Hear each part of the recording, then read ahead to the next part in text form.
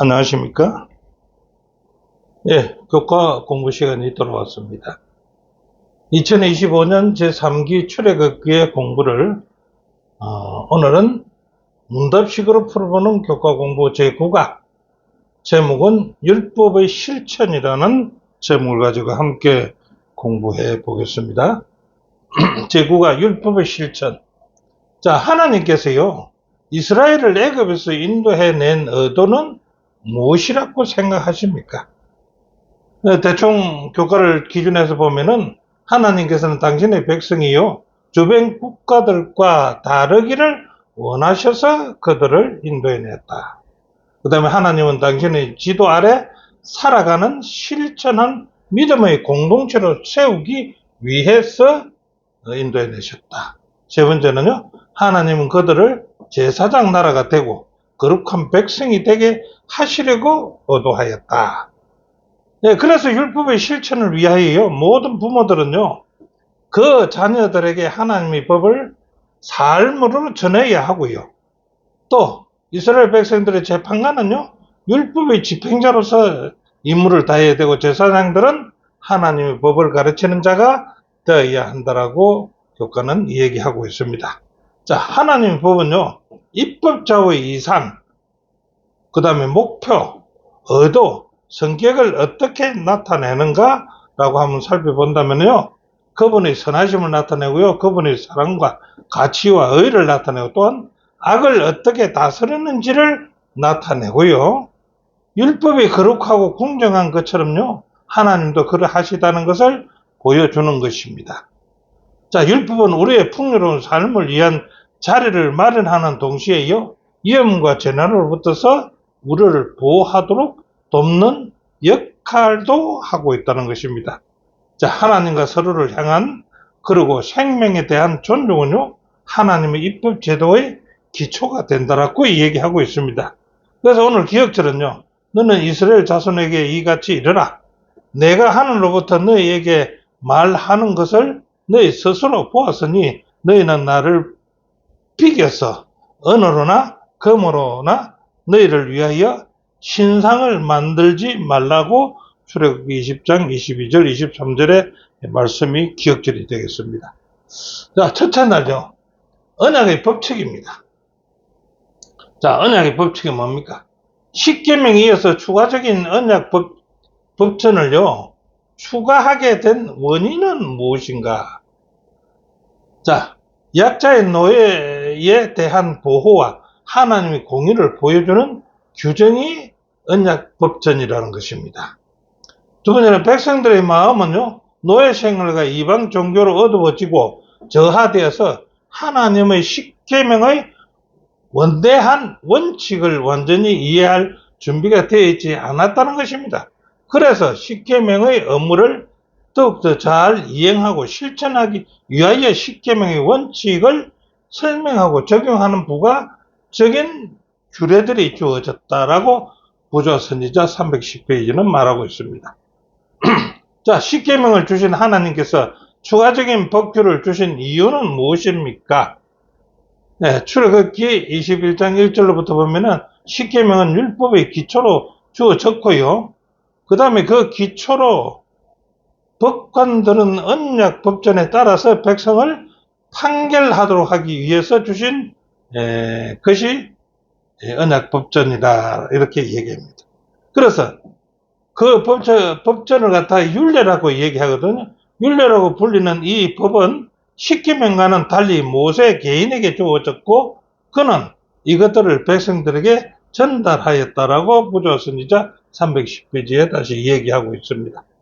자, 언약 법전, 즉 율례지요. 율례라고 불리는 이 법은 어떤 규정이 있는가 한번 살펴볼까요? 출애굽기 21장 1절부터 32절에 보면은 이런 것이 있습니다. 히브리 종에 대한 제도입니다. 히브리인들이 뭐 종으로 되어 있었지요. 그런데 이제는 히브리인들이 종을 부를 때는 어떻게 할 것인가? 자, 종살이 하는 6년으로 제한을 했고요. 종이 자원해서 주인과 함께 더 머물기를 원하지 않는 한 7년째 되는 해에 모든 종은 해방되어야 한다. 또 주인은 종들에게 안식일의 쉼을 꼭 줘야 했고요. 그들의 기본적인 필요를 채워줘야 했다. 그래서 애굽에서 저희들이 종살이 했던 거하고 지금 히브리인들이 종의 제도에 대해서는 완전히 달라지지요. 자, 그 다음에 이 법전에서는요, 살인에 대해서는 어떻게 하는가? 출애굽기 21장 12절에 사람을 쳐 죽인 자는 반드시 죽일 것이나 고의적이 아니라면 피난처가 있어야 된다. 이렇게 얘기합니다. 고의적이 아닐 때는 피난처를 제공해 준다. 자, 그 다음에 신체를 상해하는 데서는 법전에는 뭐라고 얘기하느냐? 가해자는 피해자에게 치료비와 손해배상을 지불하고 풀려날 것이다 라고 얘기하고요. 그 다음에 부모와 자식 관계에 대한 법전은 어떻게 얘기할까? 언약 법전은 어떻게 얘기할까? 출애굽기 21장 15절에 자기 아비나 어미를 치는 자는 반드시 죽일 것이다 라고 법전에는 기록하고 있습니다. 자, 교훈은요, 율법이 일상에 적용되어야 했기 때문에 하나님은 추가적인 율례를 주셨다는 것입니다.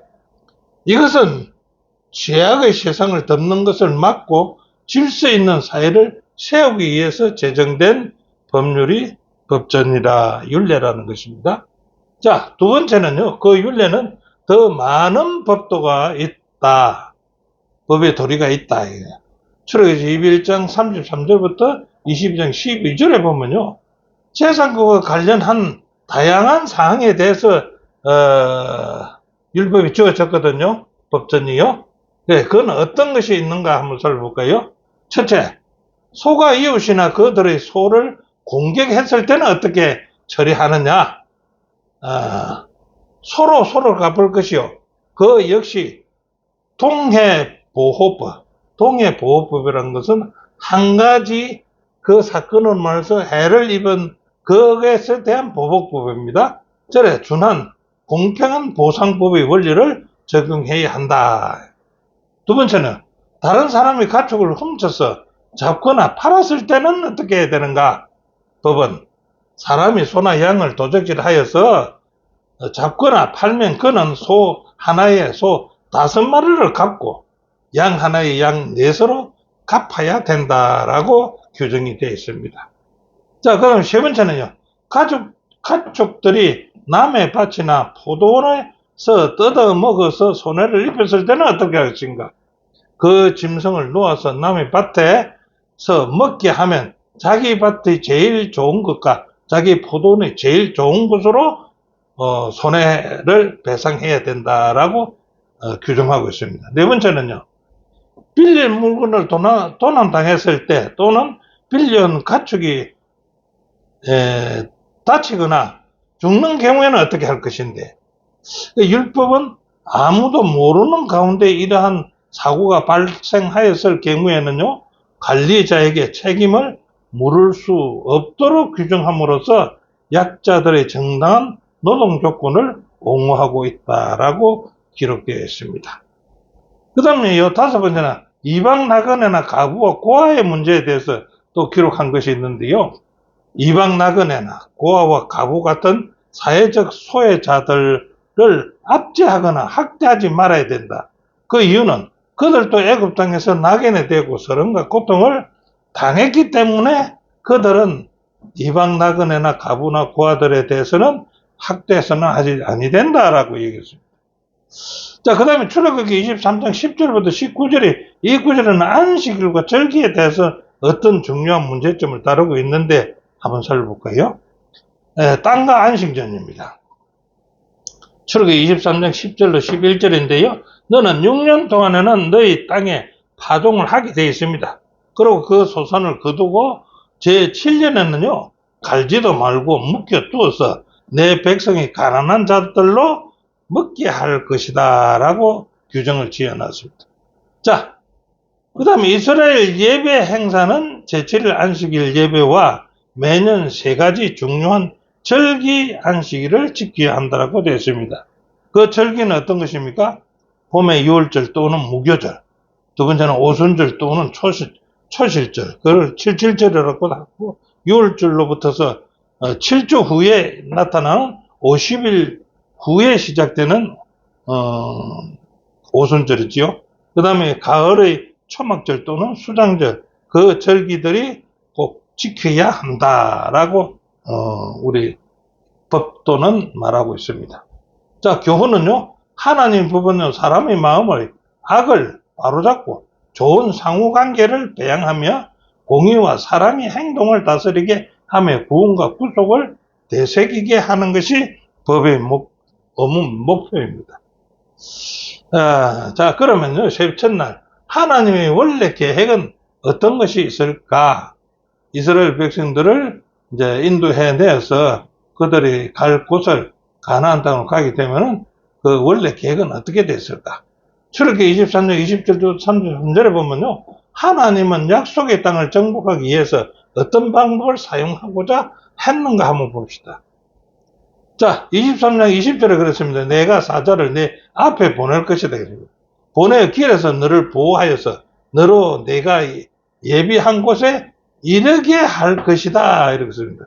그래서 즉 말해서 이스라엘 백성이요, 땅을 차지하기 위해서 무릎으로 싸우는 것은 하나님 뜻이 아니거든요. 그래서 여호와의 사자가 내 앞에 먼저 갈 것이다 이깁니다.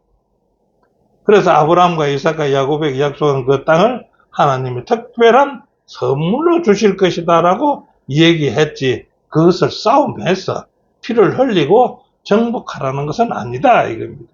두 번째요, 약속의 땅을 특별한 선물이 되게 하나님은 어떤 방법으로 정복하여 주실 것인가, 그 예를 한번 들어보자 이겠죠.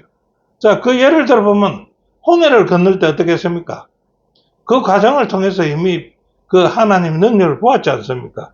그리고 하나님께서 당신의 백성을 위해 싸우셨고요. 그 이스라엘 백성을 축복해서 그들을 죽였지 않습니까? 그들을 물리치고 완전한 승리를 거두게 하셨습니다. 이 애굽인들이 패한 것은요, 전적으로 누굽니까? 하나님께서 기적적으로 개입하셨기 때문이라는 것입니다. 두 번째 예는요, 아수르 왕 사네립이 있죠. 그 시대에는요, 하나님께서 셀 수 없이 많은 중무장 군인들, 아수르의 중무장 군인들을 잘 훈련된 아수르 군대를 물리쳤었는데, 그것은 이스라엘 백성은 싸울 필요가 없었습니다. 그 물리칠 때 어떻게 했습니까? 하나님께서 승리를 주신 것입니다. 이사야 선지자를 통해서 주신 하나님의 말씀을 히스기야 왕이 잘 믿었기 때문에 이것은 싸우지 않고 승리를 얻게 했다. 그렇기 때문에 약속의 땅에 들어갈 때는 하나님의 선물을 받았기 때문에 전쟁해서 들어간다는 것이 아니라 이겠죠. 자, 창세기 12장 13절 하나님은요, 아브라함의 약속한 땅을 왜 400년 후에 줄 것이라고 한 이유는 무엇이냐 이겁니다. 자, 우리 교과를 살펴보면요, 하나님은 그 백성들의 악에 자비를 베풀어서요, 그들에게 회개할 은혜의 기간을 주신 것이 그 400년 기간을 주셨다는 것입니다. 자, 그들의 죄악이 가득 찼을 때 하나님은 그들의 땅을 당신의 백성에게 주시기로 계획했습니다. 자, 하나님은 그들에게요, 첫 번째로 악한 나라에게 공포와 두려움을 보게 했고요. 두 번째는요, 왕벌로 백성들을 쫓아내는 두 가지 특이한 방법으로 이스라엘보다 앞서서 그 나라들을 물리쳤다는 것입니다. 그것이 뭡니까? 이스라엘 백성들이 새 영토에 도착하기도 전에요, 거기 살던 그 적들은요, 그것을 버리고 좀 더 도망가 버렸다는 것입니다. 출애굽기 23장 27절부터 28절에 보면요, 도망가고 없었다는 것입니다. 전쟁 안 하고 들어갔다는 것이죠. 자, 교훈은 이렇게 말합니다. 이스라엘의 영토를 차지하기 위해 무력으로 싸우는 것은 하나님의 의도가 아니지요. 그분의 지도력과 뜻에 따랐다면은 그것은 특별한 선물로 주어졌을 것이라고 말하고 있습니다. 자, 넷째 날, 눈에는 눈으로. 이 법전은 어떤 것일까요? 출애굽기 21장 24절 25절을 보니까요, 눈은 눈으로 이는 이로 갚으라. 구약의 보복법은 이 보복법입니다. 동일 보복법. 이 보복법을 예수님은 어떻게 해석했는가 한번 볼까요? 자, 마태복음 5장 38절. 또 눈은 눈으로 이는 이로 갚으라 하였다는 것을 너희가 들었으나 나는, 예수님은 너에게 이르노니 악한 자를 대적지 말아라. 누구든지 내 오른편 뺨을 치거든 왼편도 돌려대라. 이런 의도를 가져야 된다 이거지요. 자, 그 다음에 어떤 사람도 복수하는 것을 정당화될 수 없었다. 왜냐하면요. 다음과 같이 예수님은 말씀을 알고 있었기 때문입니다. 너는 악을 갚겠다 말하지 말고, 자문에서 그랬지요. 내 원수가 배고프거든 식물을 먹이고 목마르거든 물을 마시게 해라. 예, 보복법이 아니죠. 원수를 사랑하는 법이죠. 자, 이 동해, 한 가지 동해 해를 했자. 그래서 같은 그 해를 당했다서 그 보복법이 제정된 원래 목적과 의도는 무엇일까요? 그 보복법이 있었거든요. 그거는 원래 목적은 무엇일까요? 이 보복법은요, 개인의 복수를 허용하는 것처럼 들리지만은요, 실제적으로는 그렇지 않다는 것입니다. 그 뭡니까? 이 법의 목적은 개인의 복수를 막고 공정한 재판을 통해서 정의를 세우기 위한 법이었다고 합니다. 이 법은 함부로 보복하지 말고 재판에 따라 합당한 보상이 이루어지도록 하기 위한 법이었다는 것입니다. 자, 예수 그리스도께서 모세에게 주신 이 법의 동기는 무엇입니까? 정의는 하나님의 법에 따라서 이루어져야 했고요. 이러한 사회법을 모세에게 주신 분이 누굽니까? 예수 그리스도시지. 그분은 율법의 목적을 알고 계셨고요. 이를 원래 의도에 따라서 객관적으로 적용할 수 있었다라고 얘기합니다. 이 법의 동기는요. 정의와 화해를 가져오고 평화를 회복하는 것이 목적이었다는 것입니다. 자, 예수님은요. 당신의 말씀을 통해서 이러한 법의 원래 의미를 회복시켰었고요. 축복의 산에서 예수님은 청중들에게 법의 원리, 의도와 의미를 되짚어 줌으로써 이러한 잘못된 해석을 바로잡고자 하셨다고 128페이지에 기록하고 있습니다. 자, 교훈은요, 정의는 실현되어야 하지만은요, 자기 손이 아닌 하나님의 법에 따라서 정의가 실현되어야 된다. 예수님은요, 정의와 화해를 가져오고 평화를 회복하기 위해서 잘못된 것을 바로 잡으셨다는 것입니다. 자, 다섯 번째는 복수에 대해서입니다. 복수에 대해서 어떻게 할 것인가? 로마서 12장 19절에는요, 어떤 약속과 명령이 있으며 이들은 어떻게 밀접하게 관련되어 있는가 한번 살펴봅시다. 자, 로마서 12장 19절은 뭡니까? 내 사랑하는 자들아, 너희가 친히 원수를 갚지 말고 하나님의 진노하심에 맡기라. 기록되어서되 원수 갚는 것이 누구에게 있든 내게 있으니 내가 갚으리라. 주께서 말씀하셨다. 자, 명령은 어떤 명령이 있습니까? 너희가 친히 원수를 갚지 말아라. 하나님이 진노하심에 그 원수 갚는 것을 맡기라고 명령하십니다. 그 다음에 명령하면서 약속은 뭡니까? 원수 갚는 것이 내게 있으니 내가 꼭 갚으리라고 주께서 약속을 하십니다. 자, 그럼 심판은 어떤데요? 악인을 심판한 주권은요, 하나님께만 속한 것이라고 했습니다. 두 번째, 사람의 원수를 개인적으로 보복하는 것은요, 공정성 면에서도 문제가 되지만은요, 하나님의 주권의 영역을 침범하는 것이 뭡니까? 자기가 보복하는 것이라겠죠. 그래서 이 원수 갚는 것은 하나님의 주권에 있으니까 그 하나님께 맡기라는 것이죠. 자, 예수님의 보상과 처벌의 원칙을 다음 성경지는 어떻게 말해주는가? 마태복음 6장 4절 6절은 엄밀한 중에 보시는 너희 아버지가 갚아주실 것이다. 또 마태복음 16장 27절에는 예수께서 영광중에 오실 그때 각 사람의 행한 대로 다 갚아주실 것이다 라고 얘기합니다. 디모데후서 4장 8절은 이제 후로는요, 나를 위하여 의의 면류관이 예비되었으므로 주 곧 어려우신 재판장이 그 날에 내게도 상을 주실 것이다 이겁니다. 자, 하늘에 계신 너희 아버지 온전하신 것 같이 너희도 온전하라. 어떻게 해야 하는데요? 온전하라고 하면. 그래서 거기서 가르치는 것은 뭐냐면 이타적인 사랑을 가져라. 하나님 가장 두드러진 성품이 이타적인 사랑입니다. 그분의 제자들에게도 원수를 사랑하는 법과 핍박하는 사람들을 향해서 기도해야 할 것을 가르쳤는데 이것이 뭡니까? 이타적인 사랑이라는 겁니다. 두 번째는요, 진정한 완전은요, 사랑하고 용서하고 자비를 베푸는 것이 진정한 사랑이라는 것입니다. 완전한 사랑. 자, 심지어 자격이 없는 사람에게까지도 그렇게 하는 것이 진정한 완전한 사랑이라는 것입니다. 자, 교훈은 이렇게 말합니다. 사람은요, 정의를 왜곡할 수도 있기에 하늘 원칙을 따라야 한다. 이 맥락에서 우리에게 하늘 아버지처럼 완전하라고 말씀하시며 사랑하고 자비를 베푸라고 우리에게 권고하십니다. 자, 오늘은 공부는 여기까지고요. 오늘 공부한 것을 갖다 결론을 한번 지어본다면, 첫 번째, 하나님은 당신의 백성이 그 지도와 권위 아래 살아가는 신실한 믿음의 공동체가 되기를 원하시는 것이 하나님이 말하는 법입니다. 두 번째는요, 하나님 법은요, 그분의 품성을 나타내며 어떻게 통치하시는지를 보여주는 것입니다. 세 번째는요, 그분의 법은요, 생명을 존중하면서 풍요로운 삶을 위한 기초로 제공했고요, 어려움으로부터서 우리를 보호하는 것이 그분의 법입니다. 자, 우리는 올바른 영적인 토대 위에서 실제 직면하는 모든 일을 대할 필요는 없다라고 합니다.